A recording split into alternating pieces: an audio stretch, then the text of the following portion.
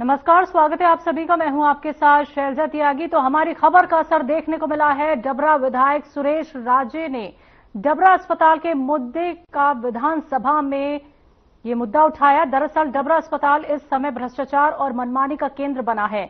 इसके पीछे कहीं ना कहीं ग्वालियर सीएमएचओ की किसी न किसी प्रकार की मौन स्वीकृति या दबाव या मजबूरी या स्वयं के किसी लाभ के कारण छुपे होने के कारण बने हैं। और यही नहीं, जो सही कर्मचारी ईमानदारी से कार्य कर रहे हैं तो कुछ बेईमान कर्मचारी झूठे आरोप लगाकर धमका रहे हैं।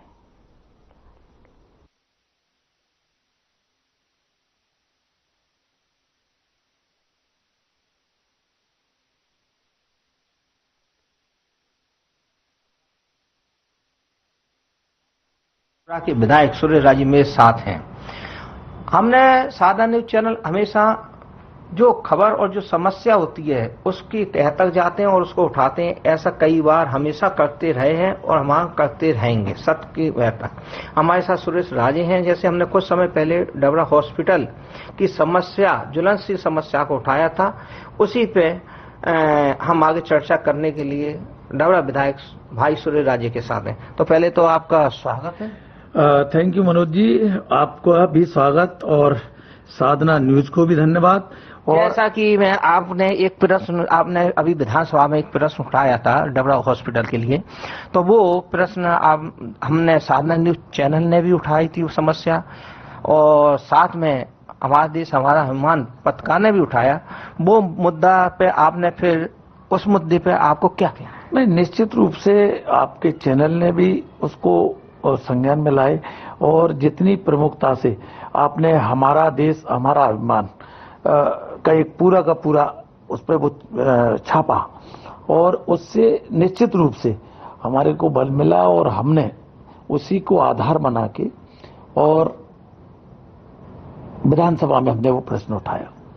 लेकिन सरकार जिस तरह की बड़े बड़े वादे करती है स्वास्थ्य को लेके, अब बड़ी बड़ी योजनाएं, बड़े बड़े हम इतने मेडिकल कॉलेज खोलेंगे, ये खोलेंगे। मैंने सरकार से वही पूछा था कि आप मेडिकल कॉलेज खोलो, इसके लिए बहुत बहुत बधाई। वो पहले इतने थे, अब इतने, अब मैं उसके लिए नहीं कह रहा कि नहीं थे, लेकिन क्या एक सिविल हॉस्पिटल को आप एक बिल्डिंग नहीं दे सकते? सिविल हॉस्पिटल में जिन डॉक्टर्स की जरूरत है वो डॉक्टर्स नहीं दे सकते, और जिन डॉक्टर्स की जरूरत नहीं है वो बरसों से वहां जमे हुए हैं और जनता का, भोली भाली जनता का खून चूस रहे हैं, उनको आप हटा नहीं सकते। ये कैसी व्यवस्था है? तो मैं निश्चित रूप से सरकार का ध्यान उस ओर खींचा है और लगता है कि शायद कुछ उसमें प्रगति होगी, लेकिन अब होगी नहीं होगी ये भविष्य के गर्त में है। लेकिन हम इस मुद्दे को प्रमुखता से उठाते रहेंगे।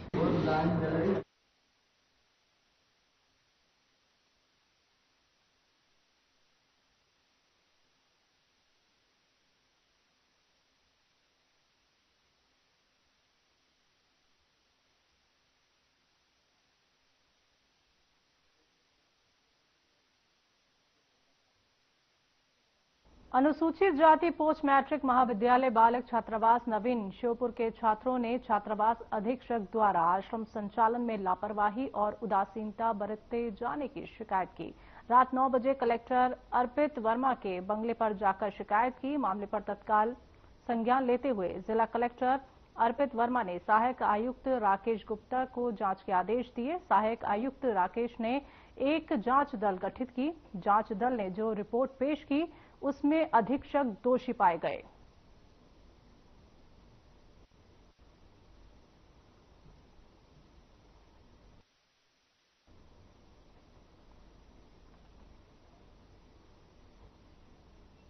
शुजालपुर मंडी थाना पुलिस ने एक स्थायी वारंटी को पकड़ने में सफलता हासिल की है। तो प्राप्त जानकारी के अनुसार न्यायालय द्वारा चेक बाउंस के मामले में 2 स्थायी वारंट जारी किए गए थे। इसी क्रम में मंडी थाना पुलिस ने टीम गठित कर कुरावर से आरोपी को गिरफ्तार किया है। गिरफ्तार व्यक्ति की पहचान विश्राम मीणा के रूप में हुई है। कार्रवाई से उप निरीक्षक विजय खत्री और रणजीत आर, पवन परमार, राहुल वर्मा और महिला रक्षण अंजू तोमर को महत्वपूर्ण भूमिका रही। पुलिस ने बताया कि आरोपी लंबे समय से फरार था और कोर्ट द्वारा जारी वारंट के बाद उसकी तलाश की जा रही थी।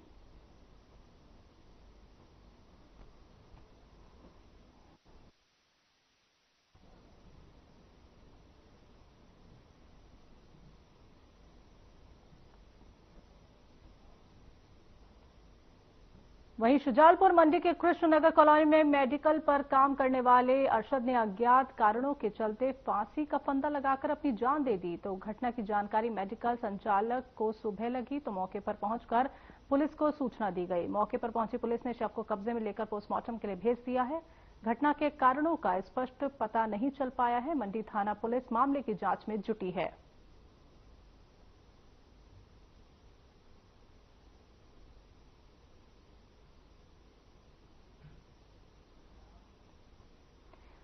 जीतू पटवारी का महिलाओं के मध्य प्रदेश में अधिकार शराब पीने वाले बयान को लेकर जगह जगह विरोध तेज हो गया है। तो आपको बता दें कि महिला मोर्चा अध्यक्ष रूपा राव, कल्पना तिवारी और समस्त महिला मोर्चा बीजेपी जबलपुर ने मालवीय चौक पर जीतू पटवारी का पुतला दहन किया। जीतू पटवारी माफी मांगो के नारे लगाते हुए जीतू पटवारी बयान पे माफी मांगने को कहा।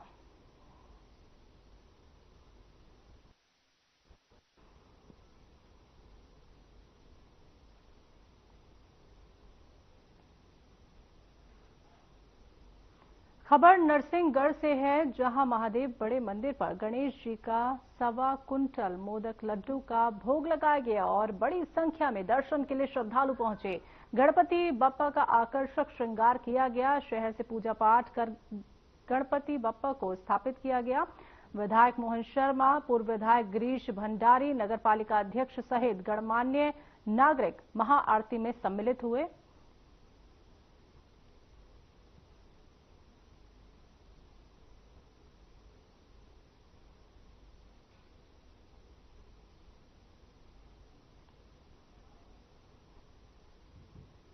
विदिशा जिले में गणेश उत्सव की धूम देखने को मिली। यहां ढोल और ताशों के साथ भगवान श्री गणेश का स्वागत किया गया। महाराष्ट्र की तर्ज पर विदिशा के वात्सल्य स्कूल परिवार ने भगवान गणेश की अगुवाई की और हर वर्ष की तरह इस वर्ष भी स्कूल में 14 दिन तक विशेष कार्यक्रम आयोजित किए जाएंगे, जिसको लेकर तैयारियां पूरी कर ली गई हैं। विदिशा शहर में इस वर्ष 200 स्थानों पर भगवान श्री गणेश की झांकियां लगाई जाएंगी और हिंदू उत्सव समिति ने सभी मूर्तिकारों से इको फ्रेंडली गणेश बनाने की अपील भी की है।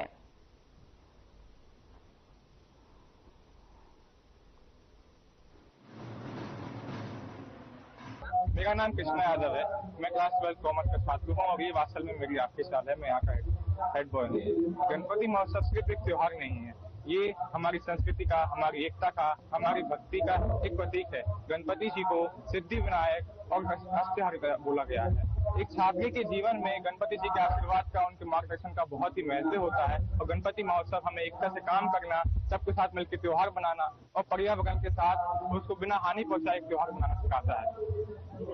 मेरा नाम आस्था जैन है और मैं कक्षा 12वीं साइंस की छात्र हूँ। मैं बचपन से ही वात्सल्य सीनियर सेकेंडरी स्कूल में पढ़ती आ रही हूँ और गणपति का हिस्सा बनती आ रही हूँ और यह आज मेरा अंतिम साल है कि मैं वात्सल्य के लिए परफॉर्म कर रही हूँ। वात्सल्य का गणपति में हर साल बच्चे विभिन्न तरह की कल्चरल परफॉर्मेंस में पार्ट लेते हैं एवं उसका आनंद उठाते हैं और उसके सारे पालक, शिक्षिकाएं, हम सारे लोग गणपति का स्वागत करते हैं एवं उनका आशीर्वाद लेते हैं एवं यही उम्मीद करते हैं कि अगले साल भी गणपति आए और हमारे स्कूल भी यूं ही जगमग करते हुए वापस आए।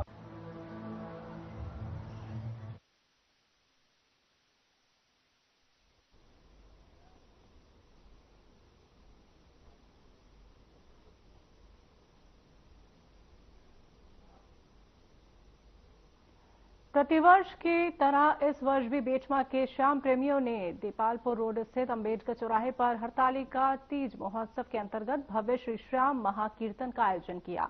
श्याम कीर्तन में विधायक मनोज पटेल, नगर परिषद अध्यक्ष प्रतिनिधि शशि जायसवाल और पूर्व नगर परिषद अध्यक्ष धर्मवीर सिंह चौहान सहित बड़ी संख्या में श्याम प्रेमी उपस्थित रहे। इस अवसर पर बाबा खाटू श्याम का भव्य दिव्य दरबार सजाया गया।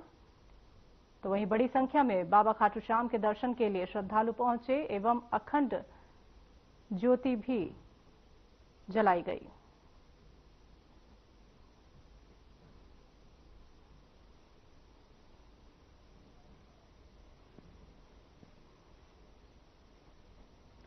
तो हरतालिका तीज पर कीर्तन का यह आयोजन किया गया था, जहां भक्तों का सैलाब देखने को मिला।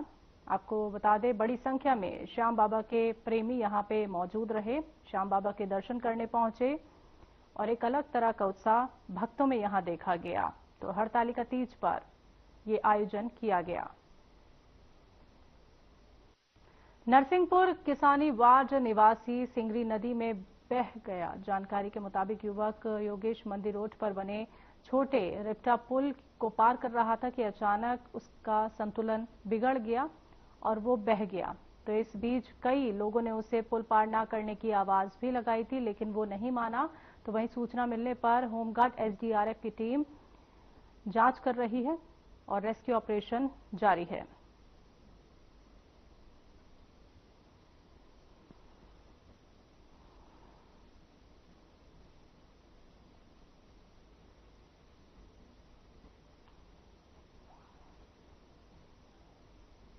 सीहोर में मध्य प्रदेश पटवारी संघ ने नए भू अभिलेख पोर्टल वेब GIS 2.0 के खिलाफ मोर्चा खोल दिया है। जिलाध्यक्ष संजय राठौर के नेतृत्व में पटवारी संघ ने कलेक्टर को ज्ञापन सौंपा और पटवारियों द्वारा ज्ञापन में बताया गया कि राजस्व विभाग के नए पोर्टल वेब GIS 2.0 से गंभीर तकनीकी खामियां हैं। विशेष रूप से आपको बता दें कि नामांतरण और बंटवारे जैसे कामों में सभी खाता धारकों के मोबाइल नंबर, आधार और समय ID पर OTP की अनिवार्यता के कारण कोई भी आदेश अमल में नहीं आ पा रहा है। पिछले 25 दिनों से पटवारी और किसान दोनों ही परेशान हैं।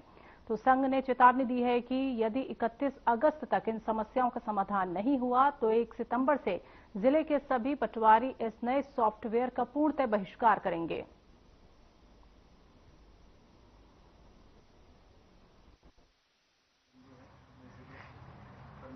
मध्य प्रदेश पटवारी संघ भोपाल के तत्वाधान में वेब GIS 2.0 के लिए ज्ञापन दिया गया है, जिसमें अपडेशन में हम लोगों को काफ़ी समस्या आ रही है। विगत माह की 24 तारीख से अपडेशन का काम नहीं हो पा रहा है और किसान लोग, काफ़ी कृषक लोग परेशान हो रहे हैं। CM एम्प्लॉयन की संख्या बढ़ रही है, हम लोगों को बार बार OTP लेना पड़ रही है, अपडेशन नहीं हो पा रहा है।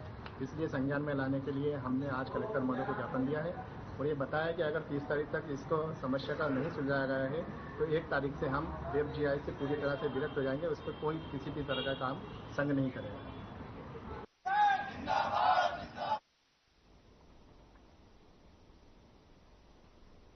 परासी विधानसभा क्षेत्र के अंतर्गत आने वाले शिवपुरी थाने में पर्व को देखते हुए शांति समिति की बैठक ली गई। इस बैठक में आयोजनों के लिए और पंडाल के लिए विशेष सुरक्षित योजना बनाई गई, जिसके तहत डीजे पर प्रतिबंध लगाया गया। साथ ही किसी भी तरह की बाइक रैली में हेलमेट के बिना रैली नहीं निकाली जाएगी और पुलिस बल अपराधियों पर निगरानी भी रखेगी। इस दौरान शासन प्रशासन ने निवेदन किया है कि वो हर छठ, तीजा, गणेश स्थापना मिलजुल कर शांतिपूर्ण ढंग से मनाए।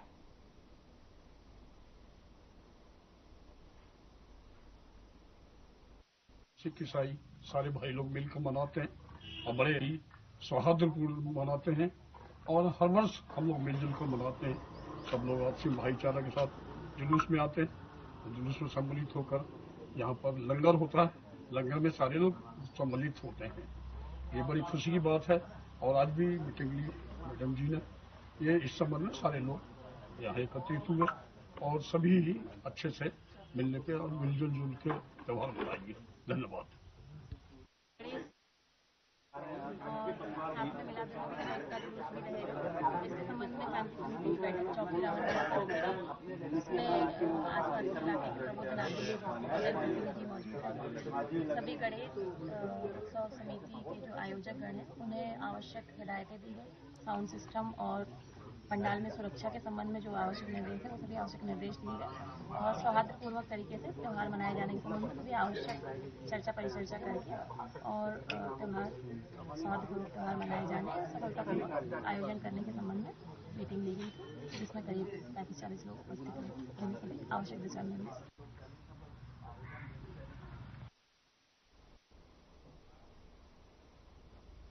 मध्य प्रदेश में वक्त एक छोटे से ब्रेक का, जल्द हाजिर होंगे।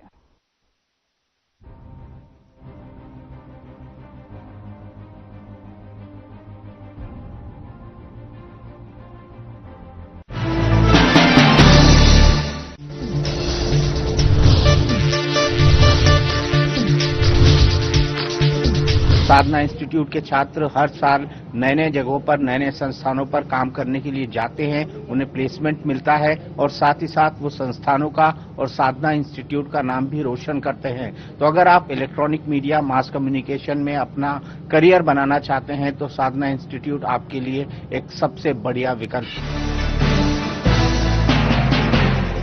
यशस्वी प्रधानमंत्री नरेंद्र मोदी जी के मार्गदर्शन में माननीय मुख्यमंत्री योगी आदित्यनाथ जी द्वारा अपनाई गई परंपरा के साथ प्रगति की नीति गोवंश संरक्षण और गोधन इकोनॉमी की दिशा में समूचे देश के लिए बन गई एक मॉडल योजना। 2018-19 में निराश्रित गोवंश की समस्या के निदान हेतु स्पष्ट नीति निर्धारण के बाद प्रदेश में अवैध बूचड़खाने बंद हो गए। 2017 से पहले सिर्फ 100 गो आश्रय स्थल थे। 2025 में जिनकी संख्या 7,700 से भी अधिक हो चुकी है।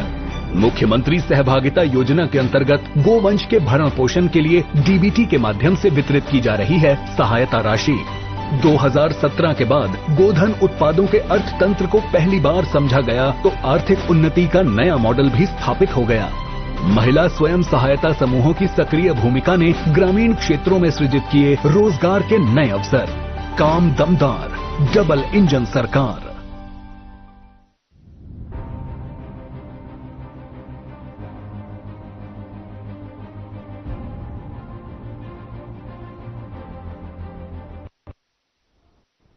ब्रेक के बाद एक बार फिर से आप सभी का स्वागत है। बात करते हैं अगली खबर की। सारंगपुर नगर से निकलने वाले कालीसन नदी के समीप बने विसर्जन कुंडन में आगामी अनंत चतुर्दशी को श्रद्धालु मूर्तियों के विसर्जन के लिए आएंगे, जिसे लेकर सीएमओ ज्योति सुनहरा ने नदी और मूर्ति विसर्जन कुंडक का निरीक्षण कर साफ सफाई के निर्देश दिए। साथ ही उन्होंने पर्याप्त लाइट व्यवस्था व सुरक्षा के लिए बैरिकेड लगाए जाने के लिए भी कहा है, ताकि श्रद्धालुओं को मूर्ति विसर्जन करने में कोई परेशानी न हो।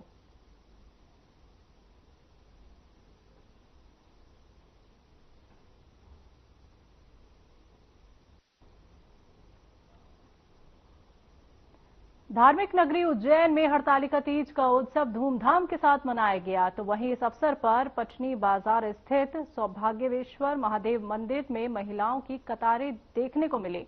साथ ही नानाखेड़ा के अर्पिता नगर स्थित अर्पितेश्वर महादेव मंदिर में भी महिलाओं ने पूजन अर्चना की और साथ ही सौभाग्य की कामना की।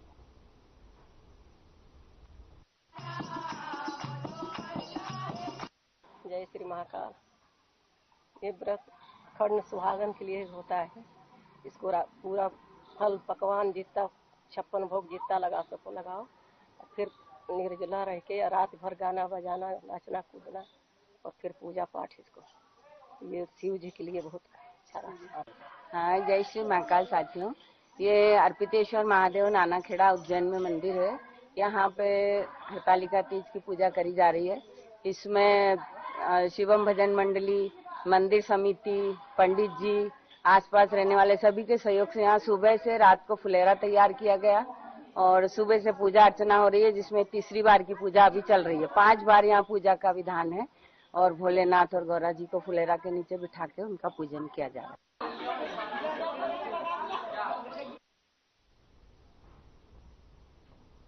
एनसीएल कर्मी ने टाइम कीपर पर चाकू से हमला किया। घायल अवस्था में नेहरू अस्पताल में भर्ती कराया गया, तो जयंत परियोजना की घटना का आरोपी गिरफ्तार हुआ।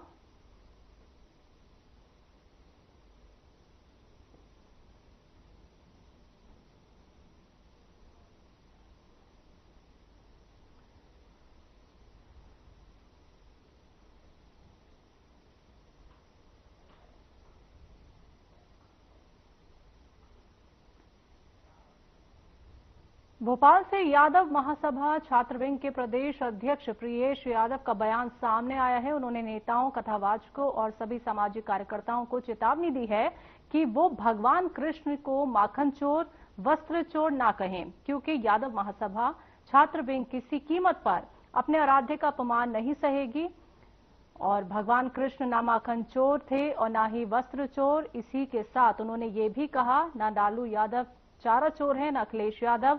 सच तो यह है कि यादव का इतिहास गौरवशाली है, जिसे कुछ लोग पचा नहीं पाते। तो वहीं उन्होंने नेता प्रतिपक्ष उमंग सिंघार के सीएम मोहन यादव के दिए बयान पर भी निशाना साधा।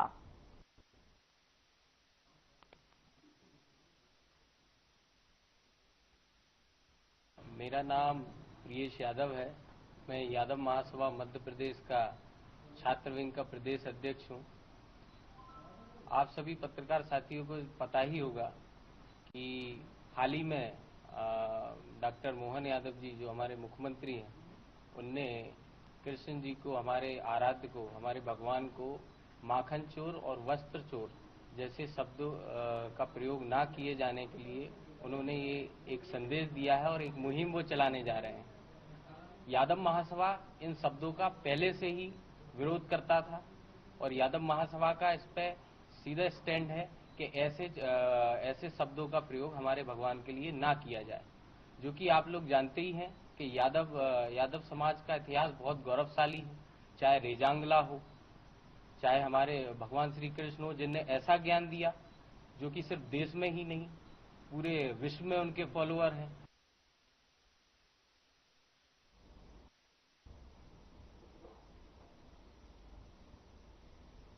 जेएसवीडीओ प्रभारी खनिज निरीक्षक आलिशा रावत और खनिज अमले ने स्थान थाना कोतवाली के सामने गोपाल कॉलोनी, ग्राम फुटिया झाबुओ और झाबालिया तहसील पेटलावद में रेत की अवैध परिवहन करते हुए 12 पहिया वाहन और 16 पहिया वाहन को जब्त किया है। उक्त वाहन चालकों और मालिकों के विरुद्ध मध्य प्रदेश अवैध नियम 2022 के नियम 19 के अंतर्गत 4 पंजीबद्ध कर लगभग कुल राशि 18,15,000 अर्थदंड अधिरोपित न्यायालय अपर कलेक्टर झाबुओ को प्रेषित किए गए।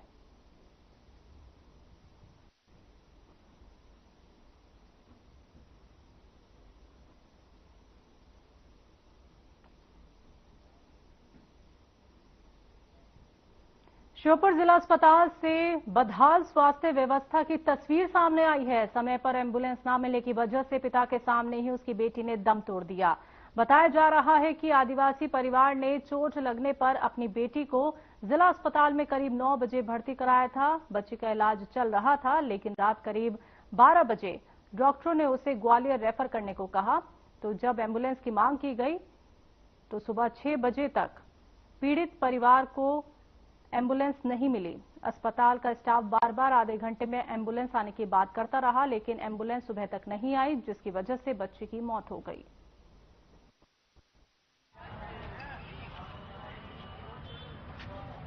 मेरे बच्चे के साथ घटना हुई थी साहब। मैंने 9 साढ़े 9 बजे से भर्ती करी थी। इलाज चला 12:30 बजे 1 बजे तक लोन। तो उन्होंने क्या रेफर करेंगे ग्वालियर के लिए। तो मैंने कह दे कर दो इनकी रेफर। तो उन्होंने रेफर के मैंने हमें बोल रही तो कभी एम्बुलेंस आ रही है। तो मतलब 1-1:30 बजे से सुबह तक कोई एम्बुलेंस नहीं आई। 6 बजे मेरी बच्ची के दम तोड़ दिया। उसके क्या खेलते में सर में लग गई थी और उसको डॉक्टर ने बोला भी था रात को 9-10 के बीच में कुछ, लेकिन जब दर्द हुआ उसको, हम तो यहीं थे, कुछ दूसरे परेशान थे लोग। तो हसनपुर हवेली की एक आदिवासी हमारी बहन कल रात को जिस प्रकार उसको रेफर के लिए डॉक्टरों ने बोल दिया था, उसको रेफर अगर समय पर होती और एम्बुलेंस उसको समय पर उपलब्ध हो जाती।